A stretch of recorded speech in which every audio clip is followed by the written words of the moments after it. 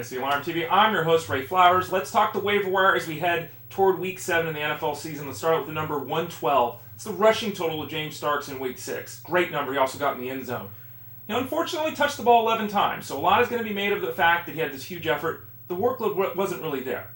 There's also a bye week in Week 7 for the Packers, so if you pick up James Starks now, realize you're not going to be able to play him in Week 7. You're going to have to wait till Week 8, and that's where Eddie Lacy comes in. Eddie Lacy, 4 carries for 3 yards, didn't look right. The coaches after the game basically came out. McCarthy said, hey, look, Starks earned this. He earns more work.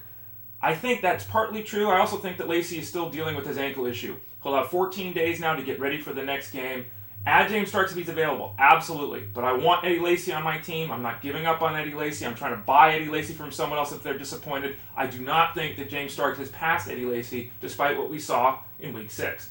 Second number of the day is 24.5, as in the fantasy points in a PPR setup for Marvin Jones of the Bengals. 9 catches, 95 yards, and a touchdown. That's 3 times in 4 games that Marvin Jones has had at least 5 catches and 61 yards. He's performing at a very high level right now. I do worry a little bit about him in terms of consistency. Andy Dalton can't play better football than he's playing right now. It strains credulity to think he will continue to be this good. He's been an absolute monster every week this season. You look at Eifert, he's a red zone threat. You look at A.J. Green, who only had 4 catches for 36 yards in Week 6. He's obviously going to have more big games than Marvin Jones. Jones is a third option on many of the pass plays. Hard to expect him to have a high ceiling, but he's got a pretty high floor right now. He is someone you can trust as a wide receiver 3/4, especially during the bye weeks. You can feel pretty decent about playing him. And then finally, the number is 21.6, as in the points in a PPR set for Lance Moore. 5 catches, 106 yards, and a touchdown for the Lions. Now, Matthew Stafford threw for more than 400 yards. We're not going to see that frequently, obviously. Lance Moore's a little guy. He's not a huge part of the offense, but his role is growing. 14 targets the first 4 games of the season for the Lions. He's seen 14 targets the last 2 weeks. We know who Moore is. He's that little guy. He's in and out.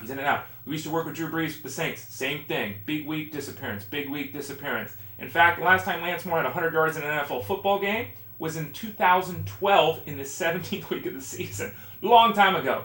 I'd prefer Jones to Moore if I was adding those 2 wideouts that we've been discussing. Moore is someone that can be rostered because, again, his volume is going up. But don't get crazy. He's still third in the pecking order behind Tate, behind Calvin Johnson with that team. And also don't forget that Eric Ebron has been out of action. When he returns from his knee issue, hard to see Moore consistently producing for the Lions. Big 3, Fantasy Alarm TV. Don't forget to visit us, fantasyalarm.com. We can help you win in Week 7, as well as the rest of the way in 2015.